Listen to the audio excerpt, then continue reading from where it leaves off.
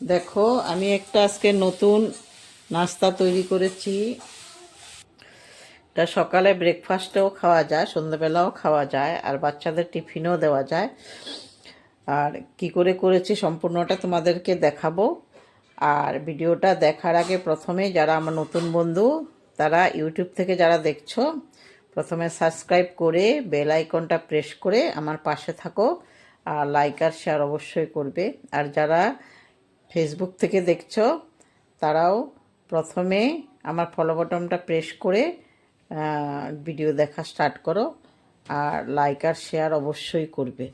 চলো কিভাবে তৈরি করেছি সম্পূর্ণ ভিডিওটা আমি তোমাদেরকে দেখাবো। একবার তোমরা করে খাও, এরকম খুব টেস্টি লাগে, ভালো লাগে, সবাই খাবে।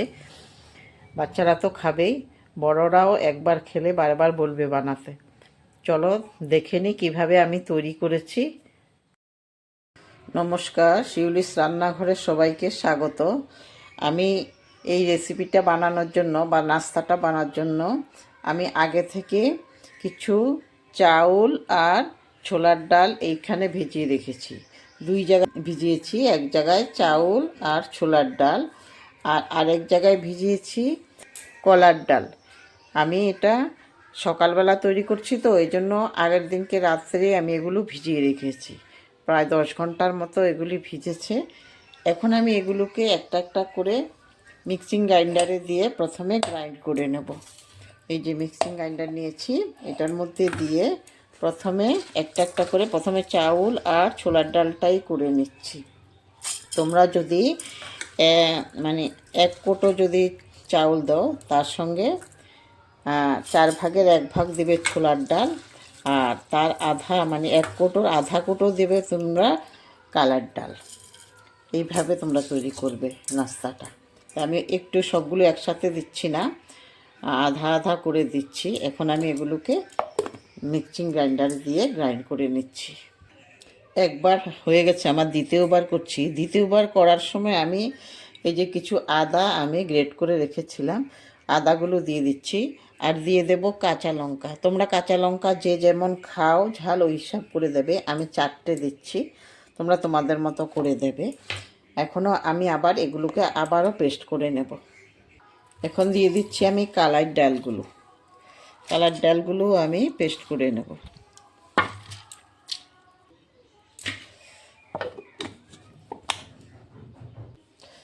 কালার ডালগুলো পেস্ট করা হয়ে গেছে। এখন আমি এই যে চাল আর আগে ছোলার ডাল করেছিলাম যে, ওটার মধ্যে দিয়ে দিচ্ছি সবগুলো। রেডি হয়ে গেছে এইটা। চাল, ছোলার ডাল আর কালার ডাল পেস্ট করা হয়ে গেছে।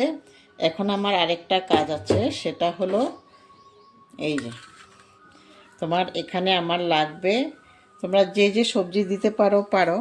আমি দিচ্ছি গাজর, ক্যাপসিকাম আর ধনেপাতা। এই কয়টা জিনিস নিয়ে আমি আরেকটা তৈরি করছি। তোমরা দেখো কি তৈরি করছি এটা। আবার এইগুলোকে কিভাবে আবার আমি এটার মধ্যে দেব, ওইটা এখন আমি করব। আমি গ্যাসে একটা কড়াই বসিয়ে দিয়েছি। এখন এটার মধ্যে দেব একটু তেল। তেলটা সামান্য পরিমাণে দিলেও হবে। এখন দিচ্ছি এখানে ফোড়নের মধ্যে আমি দিচ্ছি একটু জিরে,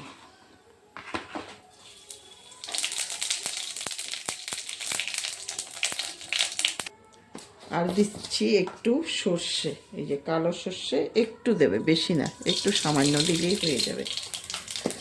এখন আমি এই যে কুচি করে রেখেছি যে গাজর, ক্যাপসিকাম আর ধনেপাতা, এগুলো দিয়ে দেবো এখানে। বেশি একটা ভাজতে হবে না, সামান্য ভাজলেই হবে।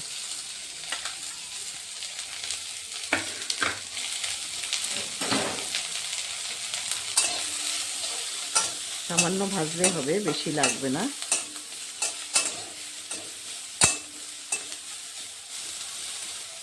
একটু নুন দিয়ে দিচ্ছি। নুন দিলে তাড়াতাড়ি করে একটু নরম হবে। বেশি দিচ্ছি না, একটুই দিচ্ছি নুন।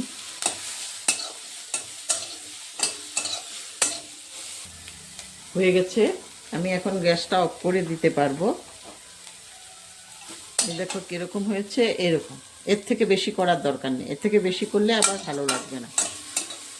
একটু খালি জলটা, একটু গায়ের যে জলটা থাকে ওইটা ভাজা, ওইটা গায়ের থেকে চলে গেলেই হয়ে গেল, আর কিছু লাগবে না, ভাজার কোনো দরকার নেই, একটু স্লাইট হয়ে গেছে। আমি এটা গ্যাস অফ করে দিয়েছি। আমি এখন দিয়ে দিচ্ছি এটার মধ্যে নুন, আন্দাজ মতো নুন দেবে তোমরা, তোমরা যতটুকু করছো হিসাব করেই দেবে। নুনটা আমি এখন ভালো করে মিশিয়ে নিচ্ছি।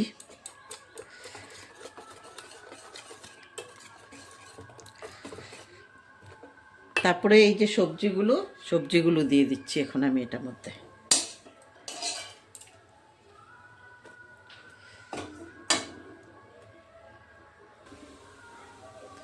একটু খাওয়ার সোডাও দিয়ে দিচ্ছি। এখন আমি এইগুলোকে ভালোভাবে মিশিয়ে নেব, সবজি এবং পেস্টগুলো ভালোভাবে, খাওয়ার সোডাও দিয়েছি, এইভাবে মিশিয়ে নেব। তোমরা ইনোও দিতে পারো খাওয়ার সোডা না দিয়ে।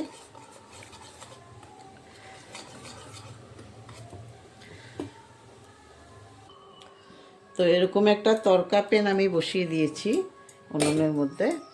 এখন আমি এটার মধ্যে দেব একটু তেল, সামান্য পরিমাণ তেল দিয়ে দেব।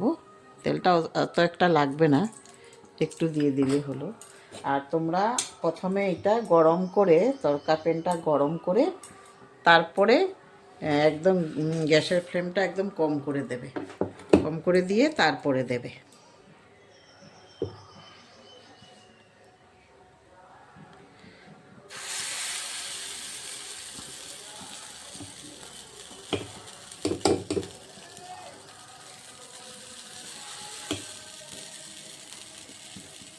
এইভাবে দিয়ে দেবে, গ্যাসের ফ্লেমটা কম রাখবে, নাইলে ভালো করে হবে না, ফুলবে না। আমি একটা ঢাকনাও দিয়ে দেবো এটার মধ্যে। তো ঢাকনা দিয়ে দিচ্ছি, ঢাকনা দিয়ে দিলে ভালো করে ভিতরেরটা সেদ্ধ হবে। তো 10 মিনিট অপেক্ষা করতে হবে, গ্যাসের ফ্লেমটা একদম কমিয়ে দিয়েছি তো ওই জন্য। তুলে দেখছি আমি হয়ে গেছে কিনা।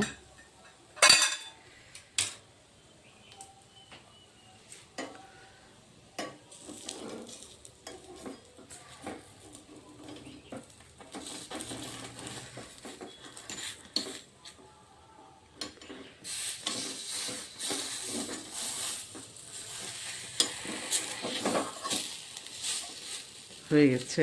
আমি এখানে আরেকটু তেল দিয়ে দিচ্ছি।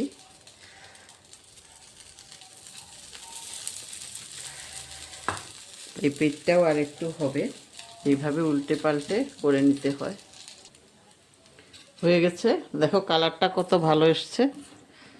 আমি এইভাবে দুইটা সাইডে উলট পালট করে এই যে ভেজে নিয়েছি, খুব সুন্দর হয়েছে। এইভাবে আমি সবগুলো ভেজে নেব এখন।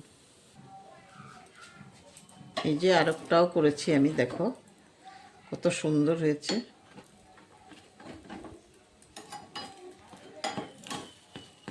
আর একটু তেল দিয়ে দেব এই সাইডটার মধ্যে।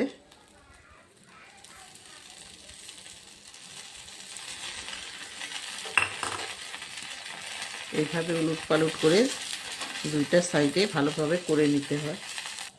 লঙ্কা কম করে দিলে বাচ্চারাও খেতে ভালোবাসে, আর ওরা টিফিনেও নিয়ে যেতে পারে। লঙ্কাটা একটু কম দিতে হয়।